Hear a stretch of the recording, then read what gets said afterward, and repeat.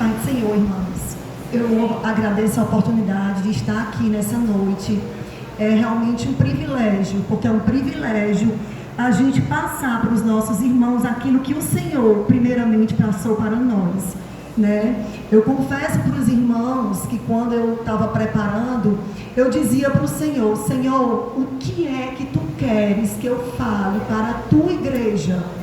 Mas, irmãos, eu confesso também para vocês que eu cheguei para o Senhor e disse: Senhor, eu posso passar pela tribulação que eu for, que estiver passando pelas dificuldades que for, mas eu quero, Senhor, que o que eu leve, a mensagem que eu leve dada por Ti para a Tua igreja, que não fique só na mente, mas que fique nos corações.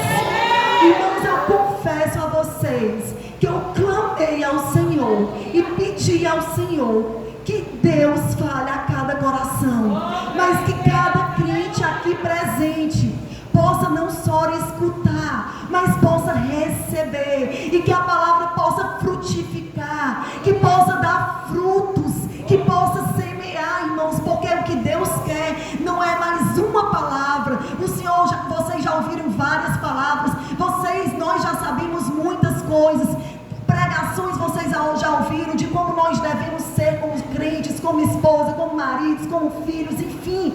Mas eu desejo nessa noite é que saia do nível do intelecto, da mente, e penetre no coração. E eu vou dizer para vocês por que eu estou dizendo isso. Porque nessa tarde de hoje eu me tranquei no meu quarto, eu me isolei de tudo e de todos, e eu ali disse ao Senhor: Senhor, o que Tu queres que eu fale nessa noite para o Teu povo? E o Senhor disse: minha serva, eu quero te dizer logo no início que o meu povo tem muitos que estão com os corações divididos, tem muitos e que estão predominando eu, mas eu não posso operar onde predomino eu. Eu quero ser o centro, eu quero ser o tudo, eu quero ser o Deus Todo-Poderoso da vida do meu povo, da vida da minha igreja. Irmãos, eu não vim aqui para mais uma palavra. Eu peço para vocês, eu passei muitas lutas. Eu passei a semana passada inteira desejando me consagrar. E no sábado eram lutas adversas, e eram lutas seculares, né? Tudo que eu ia fazer dava errado. E quando foi no sábado de manhã, eu disse: Senhor, eu estou tão cansada. Alivie um pouco o meu fardo. Tudo que eu estou fazendo, tudo que é para eu fazer, dá tudo errado. Alivie o meu fardo. E o Senhor falou ao meu coração: mais perto quero estar, meu Deus, de Ti, ainda que seja dor que me una a Ti. E aí eu me calei e eu disse: Senhor, não vou murmurar, mas eu vou Te agradecer, porque nós devemos ter um coração gratos e não murmuradores. Então, irmãos, eu peço que vocês abram agora a Bíblia de vocês no livro de Joel, capítulo 2, versículo 13.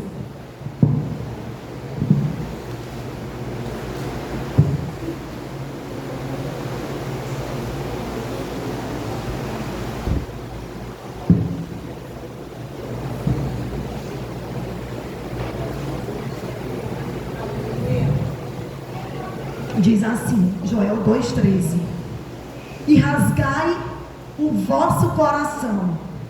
De novo, e rasgai o vosso coração, e não as vossas vestes, e convertei-vos ao Senhor vosso Deus, porque Ele é misericordioso e compassivo, e tardio em irar-se, e grande em benignidade, e se arrepende do mal. Irmãos, Deus, pode sentar. O Senhor quer transformação na nossa mente e no nosso coração. O Senhor não quer que o seu eu predomine na sua vida, porque muitas vezes o nosso maior inimigo é o nosso eu. Eu acho, eu não quero assim, eu tenho que fazer dessa forma porque assim eu acho melhor. Não, irmãos, se nós queremos servirmos verdadeiramente ao Senhor, o nosso eu tem que estar morto na cruz de Cristo. É para estar morto na cruz de Cristo desde o dia que nós aceitamos Jesus. se por alguma fraqueza espiritual o eu está querendo reinar, você tem que descer e se humilhar e orar, porque é Jesus que tem que reinar as nossas vidas. Se nós queremos ser plenos no Senhor, o nosso eu tem que estar morto, tem que estar crucificado ali na cruz do Senhor. E aí, eu quero primeiro, começando, fazer que cada qual faça uma análise introspectiva e pessoal, no sentido de que tipo de mulher você é, que tipo de mulher Deus quer que você seja, que tipo de mulher os outros te veem, sua família, seus filhos, seus pais, seu esposo, seus amigos, seja no trabalho, seja onde for, que tipo de mulher estão te enxergando? É uma mulher virtuosa? É uma mulher temente a Deus?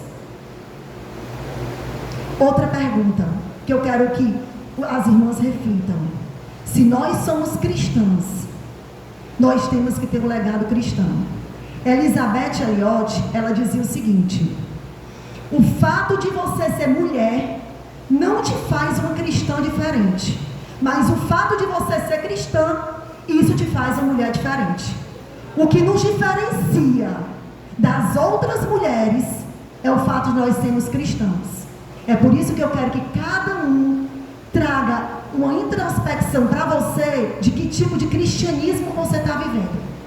Essa palavra que eu coloquei de Elizabeth Elliot, né, que tipo de, o fato de você ser mulher não te faz uma cristã diferente, mas o fato de você ser cristã te faz uma mulher diferente.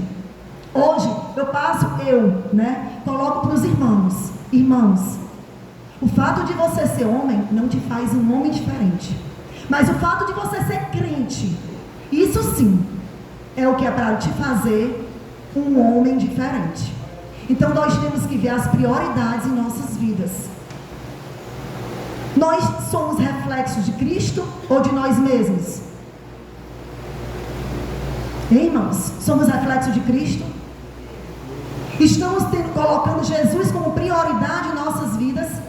Quando a gente acorda, qual a primeira coisa que a gente faz? É correr para ir para o trabalho para poder ganhar dinheiro? Ou a primeira coisa que você faz é dar os primeiros momentos do seu dia para o Senhor? O que é? A gente está dando o nosso melhor para o Senhor ou só o que nos sobra? Vamos refletir, irmãos. Vamos refletir. Nós nascemos de novo ou nós trocamos de religião? Às vezes tem muita gente que está na igreja para uma socialização, para um consolo espiritual, terapêutico, alguma coisa assim. Mas se nós nascemos de novo, nós temos uma postura diferente desse mundo. E essa postura diferente, ela vai refletir muitas coisas, inclusive nas nossas prioridades. O que é a prioridade na nossa vida, irmãos? É sair correndo para lá e para cá? Numa agitação? Ou é buscar o Senhor? Ou é dedicar tudo na nossa vida ao Senhor? Dedicar o nosso marido ao Senhor, nosso relacionamento com os nossos filhos ao Senhor, nosso trabalho ao Senhor. Em tudo você pode dar o seu melhor para o Senhor, desde que Ele seja prioridade na sua vida. Mas uma coisa eu vos digo: amanheça o dia colocando Jesus em primeiro lugar. Amanheça o dia consagrando o seu dia ao Senhor. Amanheça o dia querendo que Ele seja o centro da sua vida e prioridade, e que em tudo no curso do seu dia você possa vê-lo. Irmãos, hoje, no mundo de hoje, a gente vê muito Martas, né? E não Maria. E a Bíblia diz que Maria escolheu a melhor parte, que foi ali buscar a Deus. E nós vamos ser vencedoras buscando ao Senhor. É assim que a gente vai ter crescimento e plenitude. E o propósito do Senhor pode ser cumprido nas nossas vidas quando nós realmente estivermos buscando de todo o coração como nós devemos buscá-lo. Eu queria que os irmãos abrissem a Bíblia no Salmo 143, o versículo 8. Salmo 143, versículo 8.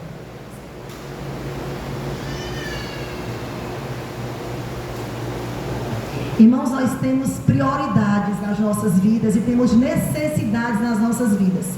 E as nossas vidas, elas não são compostas apenas de necessidades materiais, mas acima de tudo de necessidades espirituais. Acima de tudo, nós precisamos do Senhor na nossa vida. Você vê no caso da mulher samaritana, quando foi se encontrar aqui com Jesus. Quem é a fonte de água viva? Jesus é a fonte de água viva, e não as coisas deste mundo. E Ele é quem quer nos saciar. Mas para isso a gente tem que ir até Ele. Para isso a gente tem que buscá-lo em oração, buscá-lo através de comunhão com a palavra de Deus, com a igreja. É necessário ter mais busca, é necessário ter mais comunhão com o Senhor. E o Salmo 143, o versículo 8, fala o seguinte: faz-me ouvir a tua benignidade pela manhã, pois em ti confio. Faz-me saber o caminho que eu devo seguir, porque a ti levanto a minha alma. Ou seja, faz-me ouvir a tua benignidade de manhã. Irmãos, é logo de manhã cedo. Quero ouvir a voz de Deus logo de manhã cedo. Não seja alvoroçada, não seja uma Marta que corre para lá e para cá esquecendo de Jesus. Mas seja Maria, que queira aprender aos pés de Cristo, que queira estar ali ao lado dele, querendo crescer, querendo ter comunhão com ele. A partir do momento que nós desejamos realmente isso em nossos corações e nossas vidas, nós vamos ter uma vida plena, e o propósito de Deus vai poder ser cumprido em nossas vidas, e nós vamos estar satisfeitas nele. Eu queria tocar no outro ponto, meu ponto 2 aqui. É o plano de Deus. Deus, ele tem um plano em nossas vidas. E a vontade dele é boa, perfeita e agradável. E a nossa não. Às vezes você quer uma coisa e as coisas não ocorrem do jeito que você quer. E a gente deve confiar no Senhor. Lançar sobre ele as nossas ansiedades. Eu vi uma frase de Agostinho que me chamou muita atenção. Inclusive na época do carnaval, eu até postei no status do WhatsApp. Eu coloquei assim: a vontade do Senhor é boa, perfeita e agradável. Aí depois eu coloquei a frase do Agostinho, dizia assim: Senhor, a tua vontade é melhor do que a minha. Se a minha vontade não estiver de acordo com a tua vontade, destrua. Destrua. Irmãos, nós sabemos que Deus tem o melhor para as nossas vidas. Você sabe quando é que você não sabe que Deus tem o melhor para a sua vida? Eu vou te dizer quando é que você perde essa confiança. Sabe quando é que você perde essa confiança? Quando você deixa de buscá-lo, quando você deixa de orá-lo, quando você para a ter tanta ansiedade e tanta acúmulo com as coisas desse mundo, que você deixa de ver as grandezas dele, ser grato por tudo que ele te fez. Aí você não consegue ver isso. Mas se você tiver em comunhão com o Senhor, se você enxergar de forma clara pela Bíblia, você vai ver que a vontade de Deus é melhor do que a sua. Então, por que você vai, às vezes, vai ficar desesperado e ansioso com tanta coisa, se você tem um Deus todo-poderoso que sabe o que é melhor para ti? Então, irmãos, a melhor coisa é descansar no Senhor. Por quê? Porque a vontade de Deus é boa, perfeita e agradável. E a minha oração, irmãos, para o Senhor é a mesma de Agostinho. Senhor, se a minha vontade não tiver de acordo com a consonância da vontade de Deus, destrua a minha vontade. Irmãos, há alguns anos atrás, não poucos, eu vou testemunhar com vocês o que aconteceu na minha vida, que eu posso dizer, né? Bem mais nova, mais de 20 anos. Quando eu me converti, eu não me converti na Moriá, eu me converti em outra igreja. E aí eu tinha um namorado, e aí eu estou falando para os jovens, tá? Eu tinha um namorado, e ele crente, eu crente, tá entendendo? E eu via que tinha um desnível espiritual, no sentido de eu queria evangelizar nos asilos, eu queria evangelizar nos hospitais, eu queria ganhar almas. Ele queria sair muitas vezes para conversar, para lanchar. E aí eu, mesmo gostando dele, eu resolvi acabar o namoro, mesmo gostando dele. Eu acabei, irmãos, porque eu sentia que não era da vontade de Deus, e eu queria fazer a vontade de Deus, porque desde que eu aceitei Jesus, eu queria que a vontade de Deus era melhor do que a minha. E glória a Deus eu acabei, né, irmãos? Porque meu marido é maravilhoso e eu recebi uma bênção maior ainda, né? E aí, voltando aqui, irmãos, o que acontece?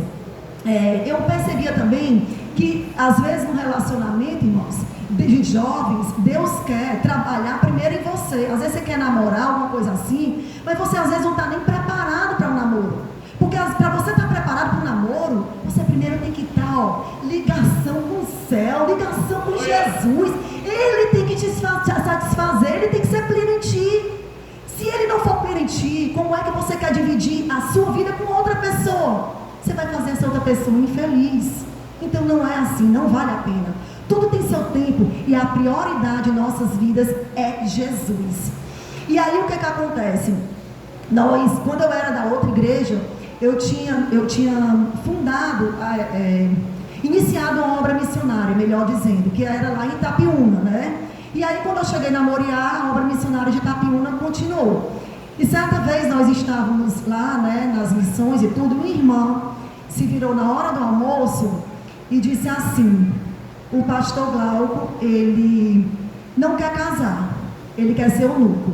Irmãos, quando essa irmã disse isso, irmãos, meu Deus, eu simplesmente, era na casa do meu pai, né, na fazenda, era na casa dos meus pais que eu estava, eu imediatamente saí para o banheiro da suíte do quarto dos meus pais e fui chorar. E aí eu descobri que eu estava gostando do meu esposo. Irmãos, e foi uma aflição grande para mim, eu confesso, porque não era o que eu queria, entendeu? E ali, quando eu descobri isso, irmãos, toda madrugada antes de ir para a faculdade, mas era de segunda a segunda, eu orava: Senhor, se não for da tua vontade, que tu tire esse sentimento de mim. Se for da tua vontade, amém. Mas se não for, tira esse sentimento de mim. Glória a Deus que foi, né, irmãos? Mas eu passei luta aí, eu confesso. Mas uma das orações que eu fazia, irmãos, eu vou lhe dizer, eu dizia: Senhor, eu só quero me casar com ele se for para eu fazê-lo feliz. Se for para eu não fazê-lo feliz, Senhor, eu também não quero casar com ele. Não quero que tu tire esse sentimento. Mas se for para eu fazê-lo feliz, que se concretize, que seja para a tua glória. Irmãos, eu disse para o meu esposo, e até essa semana eu estava compartilhando com o Emmett, nunca, às vezes a gente programava alguma coisa extra, e aí ele sabia que eu estava na expectativa, vamos supor, depois de 5 meses que a gente não ia à serra, que eu gosto muito de descansar lá, aí aparecia um convite ali para ele, e 5 meses não indo, porque ele não tinha folga, todo final de semana era pregando em algum canto. Aí depois de 5 meses, aí chegava e: Eriquinha, a gente combinou sábado de ir para a serra, apareceu um convite para eu pregar lá não sei aonde. Aí ele dizia, né: e aí, o que você acha? Eu disse: não, você vai pregar, porque o Senhor está te chamando. Então, eu sempre aprendi, entendeu, irmãos? O reino de Deus, a obra de Deus está em primeiro lugar, né? Então é assim que Deus abençoa. Irmãos, e nessa época eu era novinha. Eu podia, quando eu comecei a orar, né, em relação a isso, eu podia querer o meu eu, queria alguma coisa, não, mas não interessa a idade, eu queria Jesus, eu queria o Senhor na minha vida, eu queria que Ele reinasse no meu eu, entendeu, irmãos? Então assim, isso é o que é mais importante, né? E eu vou lhe dizer, eu solteira, eu era plena também, de uma forma diferente que eu sou hoje. Mas eu era plena, porque o que me satisfaz, o que me satisfez é Jesus, e foi Jesus, e é Ele que nos satisfaz. E às vezes você age de forma diferente. Deus tem tempo para tudo, tudo tem seu tempo nessa terra, né? E às vezes Deus age na vida de um solteiro de uma forma gloriosa, que você tem que aproveitar o seu tempo. Eu achava glorioso eu ir para os asilos todo sábado, eu achava glorioso eu ir para os hospitais todo domingo, era glorioso, eu chegava cheia do Espírito Santo, cheia de maravilhas da parte do Senhor para testemunhar e para contar. Isso me alegrava. Então não é o fato de você ser solteira, de você ser casada, seja o que for, que vai te fazer feliz. É Jesus que nós somos plenos em Cristo, é Jesus que nos faz felizes. Agora, se você não está sentindo a felicidade que Jesus quer para te dar, o problema não está nele, o problema está em você. É porque você não está buscando da forma correta. Mas se você buscar como aquela mulher samaritana buscou, você vai encontrar. encontrar nele a fonte de água viva. E você, bebendo dessa água, você jamais vai voltar a ter sede. Então, irmãos, que desejemos que Jesus seja a fonte de água viva em nossas vidas. Que não procuremos lá fora, no mundo, nas coisas e nos objetos, o que nós podemos procurar e só vamos de fato encontrar em Cristo. Não adianta, fora de Cristo você não vai encontrar.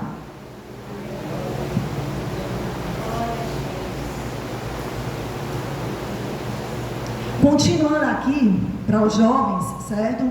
Para mim, um exemplo de jovem, eu analisando, seria Daniel, né? Daniel, ele entregou seu coração para o Senhor. Ele não quis se contaminar com nada. Ele não quis se contaminar com as iguarias do rei de Nabucodonosor, com aquelas comidas consagradas aos ídolos, mas ele não se contaminou. E ele foi fiel ao Senhor. Ele teve fé e ele foi fiel ao Senhor. Ele influenciou o rei. Ele influenciou a Babilônia. E agora eu pergunto para vocês, jovens: vocês estão influenciando ou sendo influenciados? Hein, irmãos? Vocês estão influenciando ou sendo influenciados? É muito fácil o jovem ser influenciado de forma negativa na escola, no trabalho, na vizinhança, mas que os jovens sejam como Daniel, que eles possam influenciar e não serem influenciados. Eu gostaria que os irmãos abrissem em 2 Timóteo 2:22.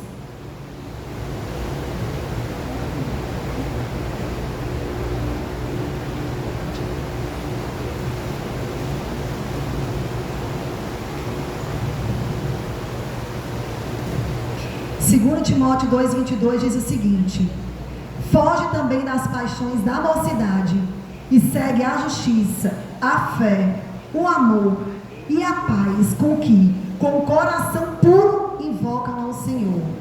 Jovens, fujam das paixões da mocidade, apegue-se mais ao Senhor, busquem mais, procurem fazer mais a obra de Deus, sejam mais diligentes na oração.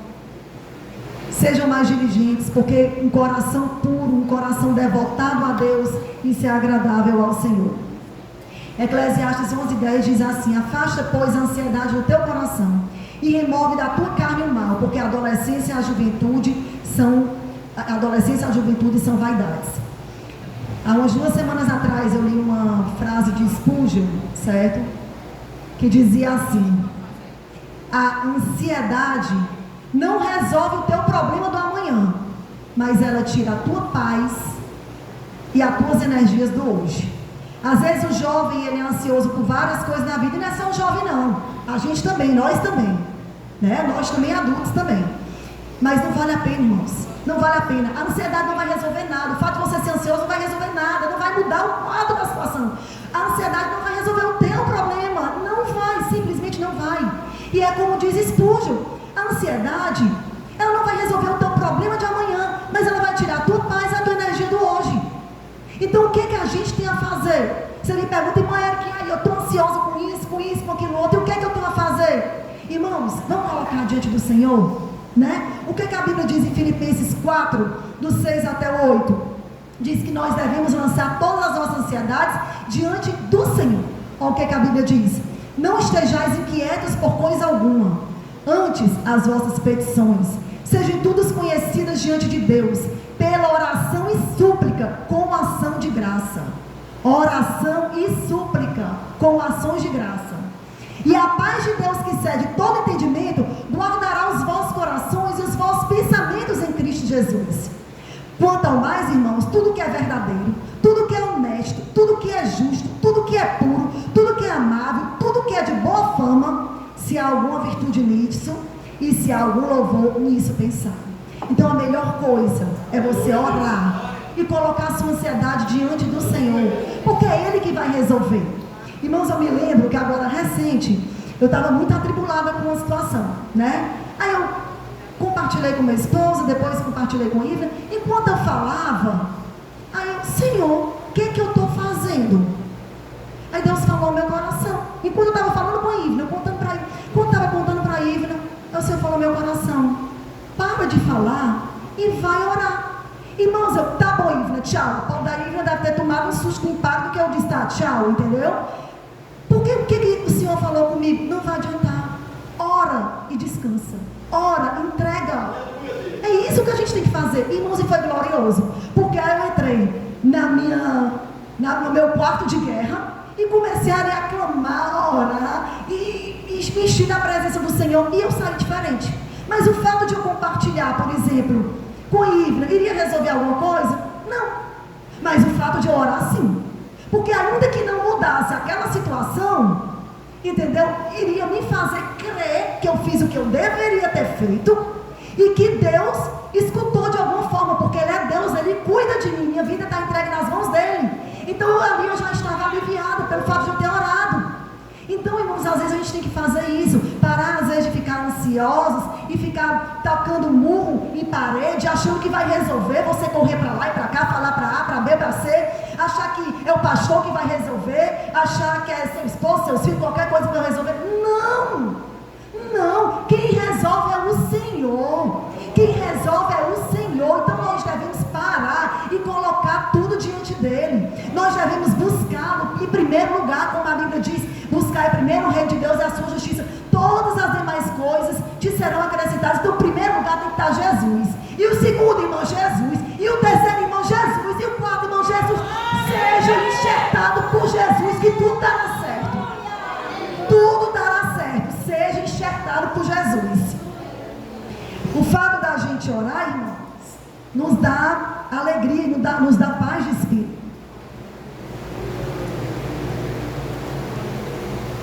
A gente vê, por exemplo, né, até falando às vezes os jovens em termos de ser ansiosos com relacionamentos e tudo, né? A gente vê Rebeca foi o resultado do servo de Abraão, de Eliezer. Então ali vai para frente, porque foi resultado de oração. Não foi o querer dela em si só, mas foi o resultado da vontade de Deus para a vida deles, né? E Isaac soube esperar. A oração destrói os maus hábitos, mas a vida ímpia destrói a oração. Se você ora, os maus hábitos vão ser destruídos. Mas se você vive uma vida ímpia, você não vai conseguir orar, não. Você não vai ter nem vontade de orar. A vida ímpia destrói a oração. Mas se você estiver ali, procurando Jesus, Ele vai estar de braços abertos para escutar a sua oração. E eu tenho certeza que é a solução para tudo em nossas vidas. Às vezes, irmãos, a gente vai ter pressa, né? Jovens, por exemplo, em relacionamentos, e acabam fazendo escolhas erradas, acabam se precipitando.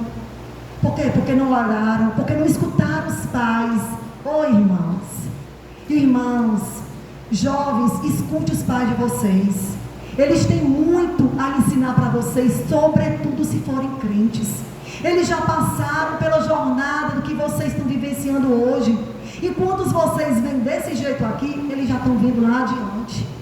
E muitas coisas na vida de vocês podem ser evitadas se vocês escutarem os pais de vocês. Porque eles amam, os pais amam os filhos e sabem o que é melhor para eles, né? Uma pessoa também que me fez meditar muito esses últimos dias acerca da oração foi Ana, irmãos. Eu meditei muito sobre Ana, sobre a história de Ana. O que foi que eu vi em Ana? Eu vi que ela orava, né, desejando um filho, e ela ali continuava orando. Ela não desistia de orar, não.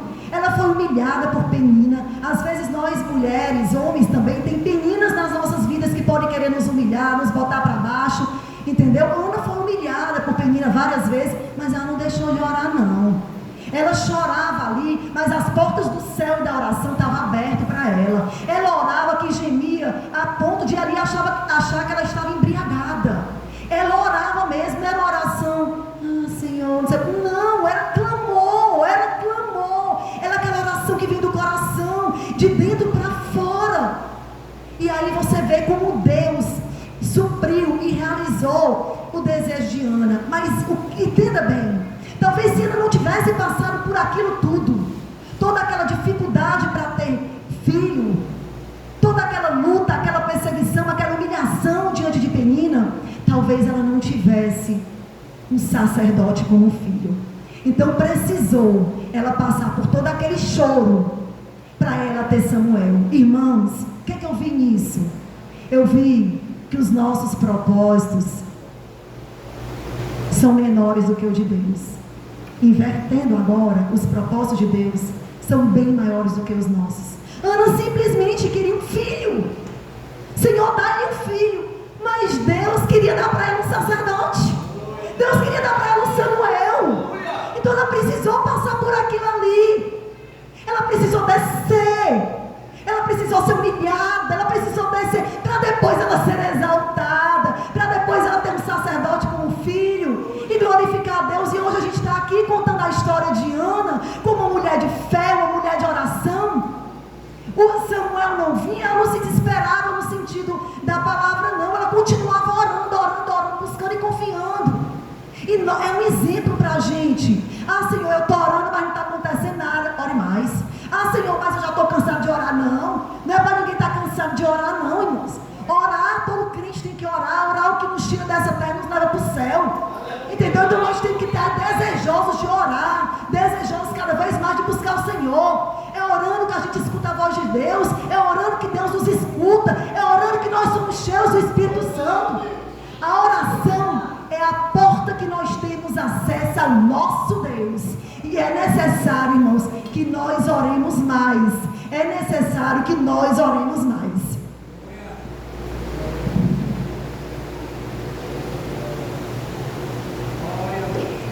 Eu agora queria que as irmãs abrissem, os irmãos abrissem as vossas Bíblias em Provérbios 12, 4.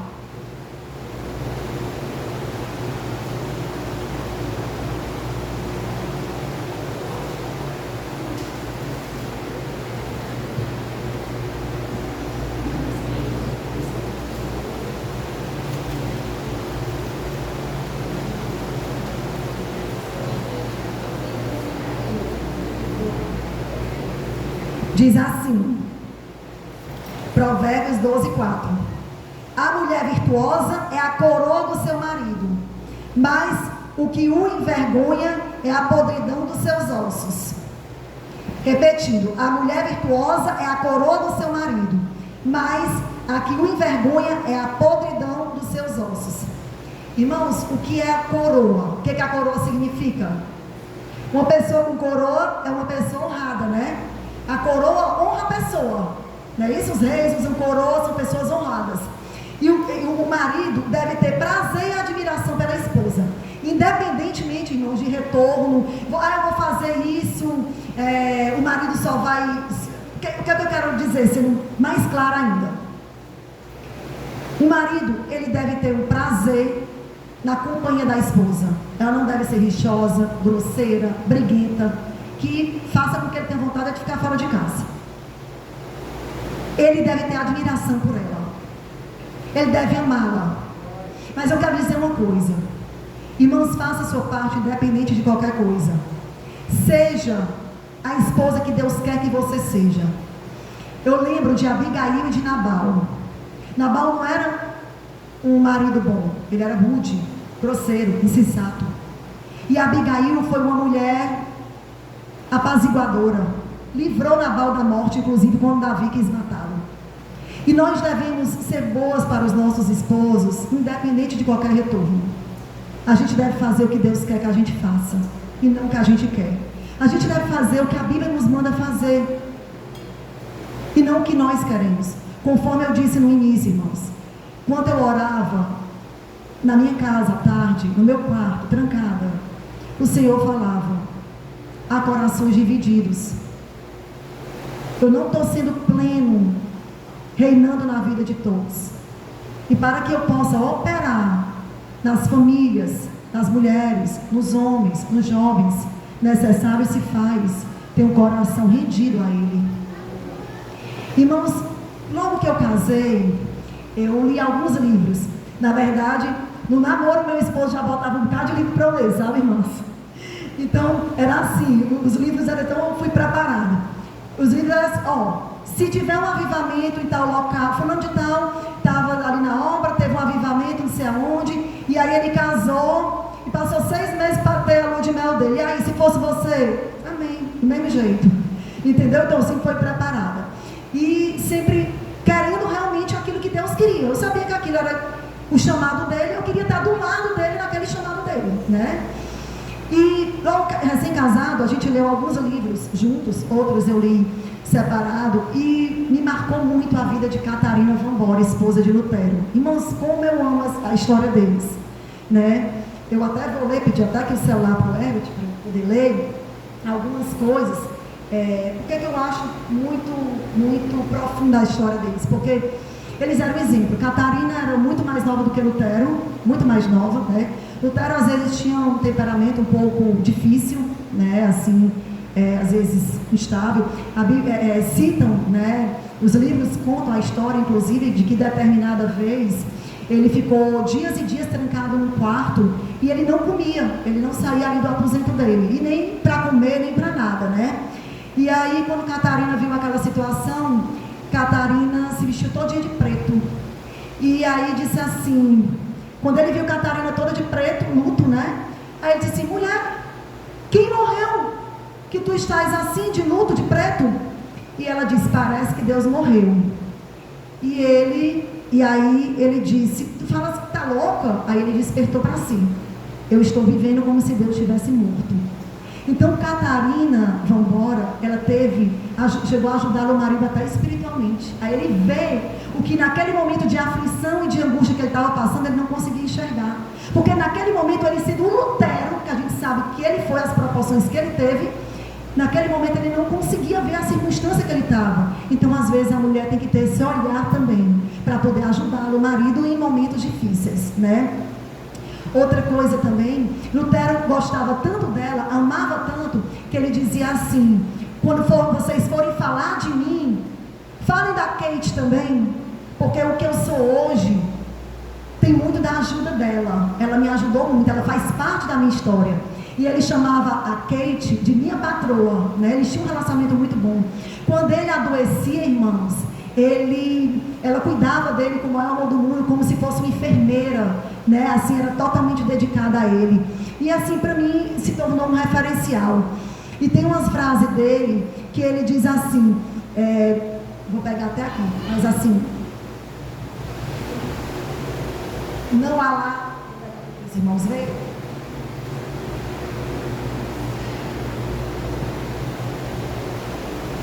Ele dizia, vou já falar do jeito que está aqui, mas ele dizia que não há nada tão doce, né?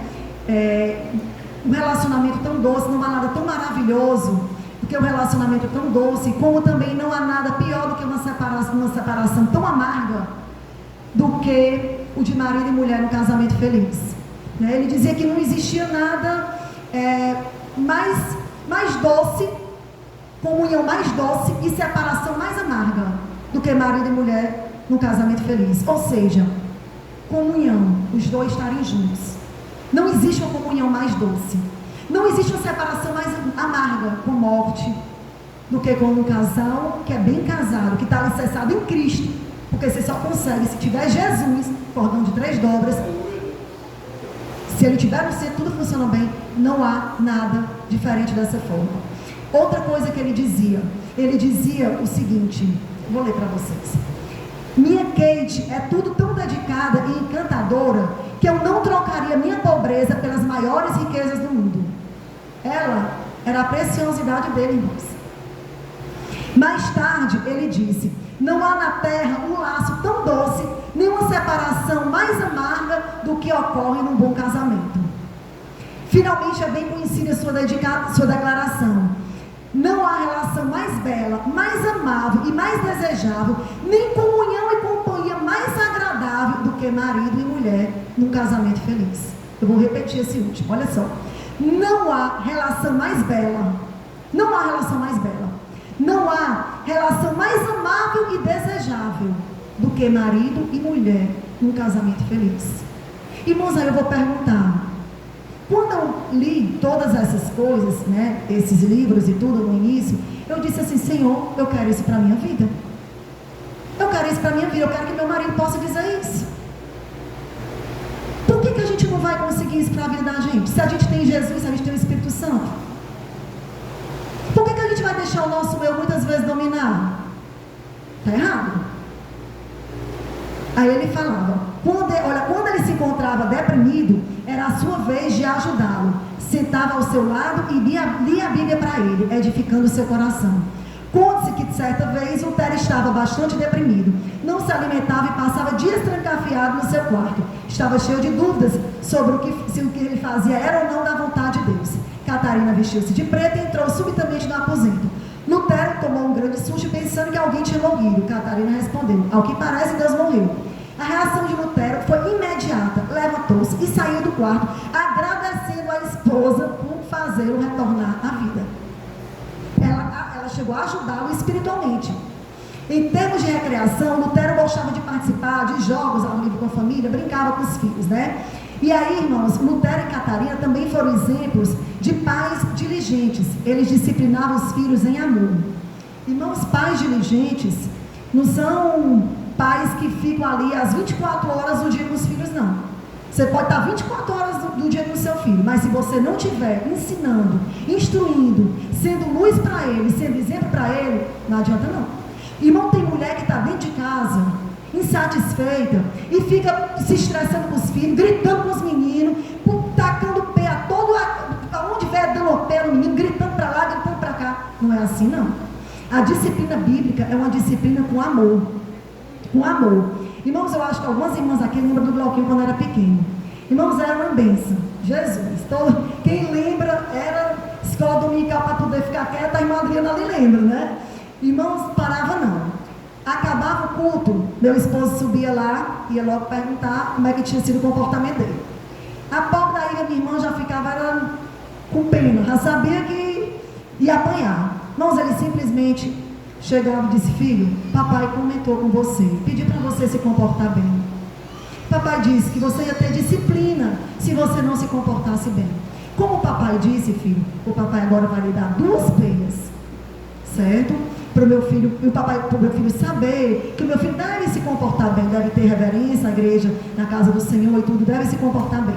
Papai vai lhe dar 2 peias, viu? Papai vai fazer isso porque ele ama. Ele, na maior calma, irmão, não era assim, calma, pegava, baixava a calça dele, ficava de cuequinha, pegava uma cinta, uma docinha, dava a primeira, dava a segunda, lá estava, dava um beijo no Glauco Neto e dizia, filho, o papai te ama muito, um dia você vai entender que o papai está fazendo isso por te amar. Irmãos, era incrível como o Glauco Neto não ficava com raiva, não ficava indignado, não, ele ficava abraçando o pai, beijando o pai, ele entendia que o que reinava ali não era a ira, mas era o amor, que o pai dele estava fazendo isso por algo que era importante para ele, era para o crescimento, era algo melhor para ele. E a disciplina bíblica é uma disciplina com amor e não com ira. Não adianta você bater com ira.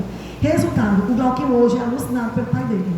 Alucinado mesmo, a pessoa que ele mais ama na vida, que ele bota toda noite na cama e fica beijando, papai, eu te amo, papai, tu é maravilhoso. Alucinado pelo pai dele. E eu sempre incentivei isso, e não acho ruim ele gostar mais do pai dele do que de mim, não. Até porque sempre eu quis que, como ele é um filho homem, eu queria que a referência dele fosse o pai. Então sempre eu coloquei, não, é o seu pai. Nunca cheguei a falar nada, tá entendendo? Se alguma coisa estivesse discordando, nunca na frente dele, nem nada. Então, a gente tem que estabelecer papéis. E dentro da família, os pais devem disciplinar os filhos, mas essa disciplina deve ser com amor e não com ira, né? E aí, irmãos, agora eu queria falar para os maridos. O que acontece, irmãos? Eu queria que os irmãos abrissem 1 Pedro 3,7. 1 Pedro 3,7 diz o seguinte. 1 Pedro 3,7. Os maridos, né, irmãos, eles devem amar a Deus, devem amar, em primeiro lugar, amar a Deus, amar a mulher com amor sacrificial, como a Bíblia diz, serem sábios, serem respeitosos, serem carinhosos, trabalhador, provedor dentro da família, saber falar com a esposa. O que a Bíblia diz em 1 Pedro 3,7? Igualmente vós, maridos, coabitai com elas com entendimento, dando honra à mulher, como vaso frágil, como sendo vós os seus corredeiros da graça da vida, para que não sejais impedidas as vossas orações. Irmão, quero dizer uma coisa. Se você não está tratando sua esposa da forma que deve tratar, suas orações não vão subir ao céu, não. Ao trono de Deus, não. Vai não, irmão. São impedidas mesmo.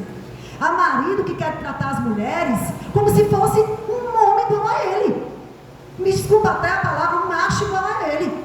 Entendeu? Com aquela questão, aquele machismo, aquela questão de autoridade que tem homem que às vezes quer engrossar os pescoços junto com outro homem e quer tratar a mulher igual trata o outro homem. Não pode. A mulher é um vaso mais frágil.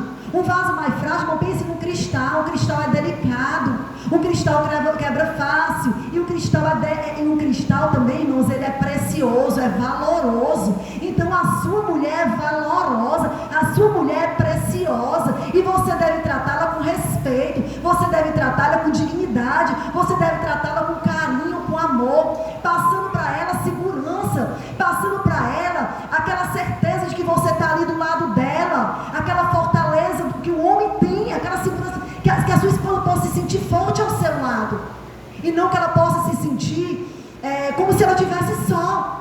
Então, irmãos, vamos ter cuidado. Eu já escutei pessoas comentando de esposos que às vezes são grosseiros com as mulheres. Isso é inadmissível no nosso meio, marido grosseiro com mulher. É inadmissível um esposo que não saiba tratar sua esposa como um vaso mais frágil. É inadmissível um esposo que não tenha carinho por ela. Chega dentro de casa e só quer saber da mulher para ver se a casa está limpa, se a comida está se a comida está ali em cima da mesa toda pronta para ele, do jeito que ele quer. Se não tiver uns gritos, não, irmãos. Saiba falar com sua esposa, até não pedir uma comida. Seja delicado no trato. Veja que a mulher, ela tem a essência dela, ela tem a essência dela como mulher feminina que é. A essência dela é delicada. Eu conheço uma pessoa que infelizmente veio a se separar. Ele não é crente, mas ele tratava a esposa dele de uma forma muito grosseira, né?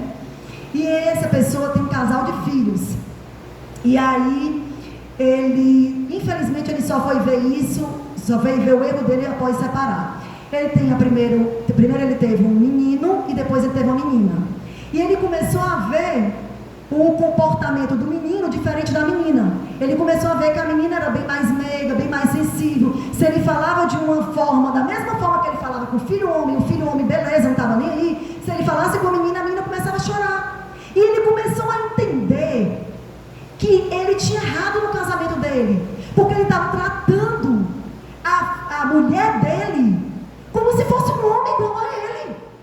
E tem homem que é daqueles homens mesmo que querem provar masculinidade e que querem ser pescoço todo bem duro e mandão e autoritário, que é aí que fazem isso com outro homem, querem se achar os bichões, os maiores, e aí que querem fazer com outro homem, e aí que querem fazer, e aí faz com outro homem, faz com os outros e querem tratar a esposa do mesmo jeito. E essa pessoa que eu estou lhe dizendo, ele se arrependeu muito, porque depois ele viu que ele errou no casamento dele, e ele viu com a filha dele. Quando ele foi tratar a filha dele do mesmo jeito que tratava o filho, ele começou a ver a filha chorando, triste, se sentindo sensibilizada. Então a natureza da mulher é diferente da natureza do homem. Você não pode tratar a sua esposa como se você estivesse falando com qualquer outra pessoa. Não, ela é sua esposa. Você deve amá-la com amor sacrificial, irmão. É amor sacrificial, não é qualquer amor. Bem, eu amo minha esposa. Ama, amém, que bom que você ama. Você ama com amor sacrificial? Porque Jesus quer que você ame com amor sacrificial. É assim que a Bíblia diz, né? E se você não for um bom esposo, suas orações estão impedidas.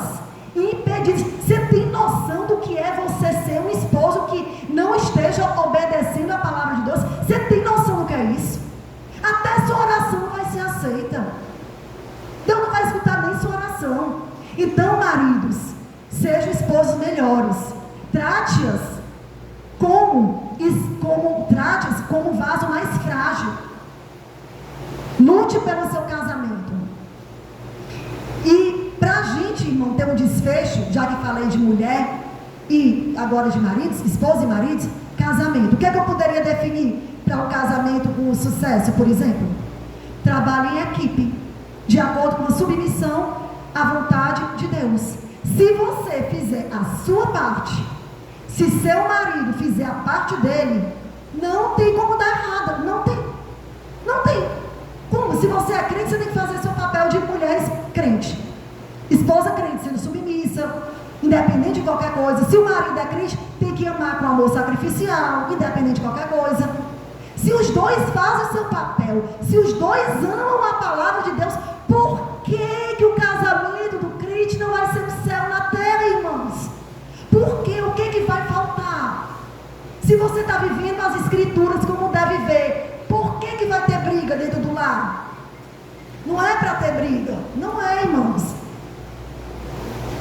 Nossos relacionamentos devem representar a relação, né? O nosso casamento deve representar o casamento, a relação de Cristo com a igreja. É isso que a gente deve passar para o mundo, né? Eu agora faço uma pergunta aqui para as irmãs. Irmãs, você que tem um filho homem, você queria que seu filho tivesse uma esposa como você? Você está sendo a esposa que você quer para o seu filho? Você, irmão, que tem uma filha mulher, o seu relacionamento com sua esposa,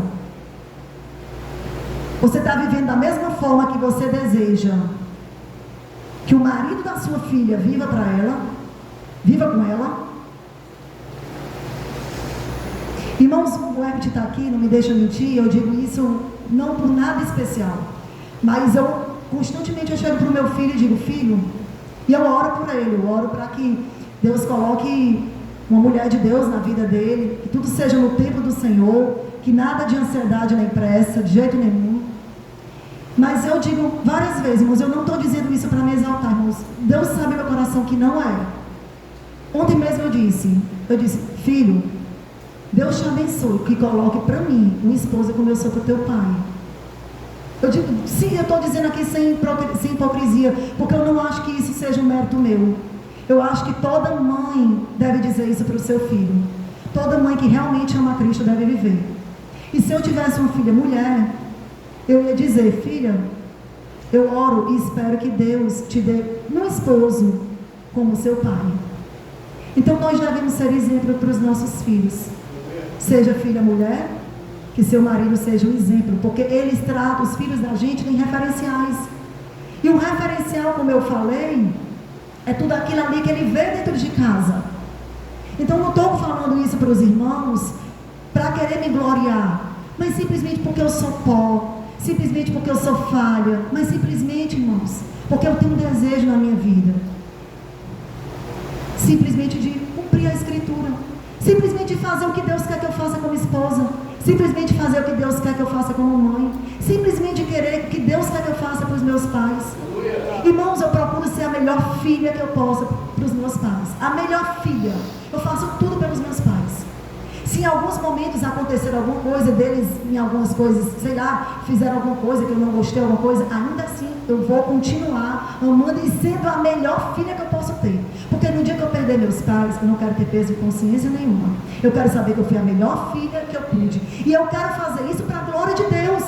Eu quero fazer isso porque são meus pais, eu devo honrá-los. Eu devo respeito a eles, eu devo gratidão por tudo que eles fizeram por mim. Então, irmãos, tudo depende de como você vê. Você pode chegar e dizer: irmã Érica é orgulhosa em dizer que quer que eu case com mulher como ela. Não, eu não sou orgulhosa, não tenho nada.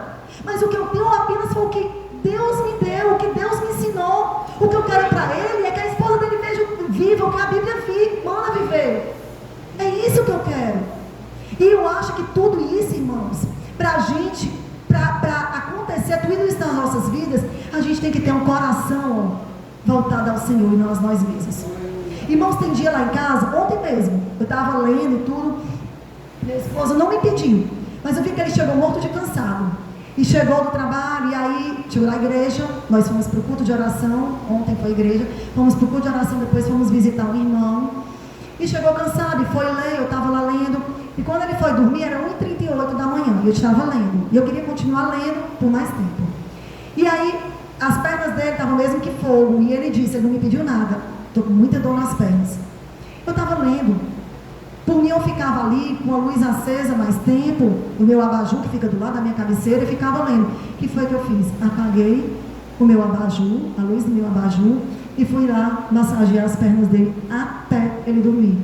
Depois que eu vi que ele estava roncando, aí eu parei e continuei lendo depois no celular. Então, o que eu quero dizer é que a gente tem que aprender a fazer as coisas para o Senhor. Quando eu estou fazendo um negócio desse, eu não vejo ali o meu esposo em si. Eu vejo o Senhor. Senhor, o meu marido está cansado. Eu vou cuidar dele, porque o meu papel é de cuidadora, de ajudadora idônea. Ele está cansado, eu vou cuidar.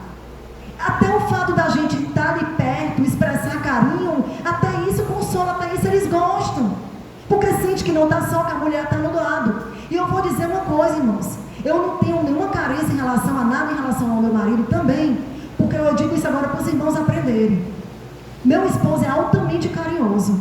Altamente. O Herbert sabe, é mais meloso até do que eu. Entendeu? E isso me passa segurança em tudo. Não tem perigo dele dormir, não tem perigo de passar um dia sequer. Agora mesmo, hoje mesmo já foi um dia que ele já expressou amor por mim, que era feliz, que ama. E isso é importante para a mulher. Então passe, maridos, isso para suas esposas. Porque às vezes é importante elas escutarem. É importante, a mulher gosta de ouvir, né? Mas tudo isso, irmãos, eu coloco, e todas essas coisas só são possíveis com o coração devoto ao Senhor. Sem o coração devoto ao Senhor, nada disso é possível. Para concluir, eu quero dizer assim para os irmãos, e que os irmãos meditem cada uma dessas palavrinhas que eu vou dizer agora por último. Nós precisamos mais do que uma religião. Nós precisamos de uma religação com Deus. Nós precisamos mais do que choro. Nós precisamos de quebrantamento. Nós precisamos mais do que reconhecer que estamos errados. Nós precisamos de arrependimento. Nós precisamos mais do que ir à igreja. Nós precisamos ser o próprio culto. Nós precisamos mais do que proclamar a palavra. Nós precisamos ser a palavra, ser a mensagem. Nós precisamos mais do que a oferta. Nós precisamos ser o sacrifício. Enfim, irmãos, nós precisamos menos de nós mesmos e mais de Jesus. Que Ele reine em nossas vidas, que o nosso eu seja destruído, que vivamos para a glória de Deus exclusivamente. Vivamos menos para nós mesmos, que os nossos corações, irmão, não estejam divididos, mas que o nosso coração seja 100% dele. Amém, irmãos? Vamos orar, meus irmãos.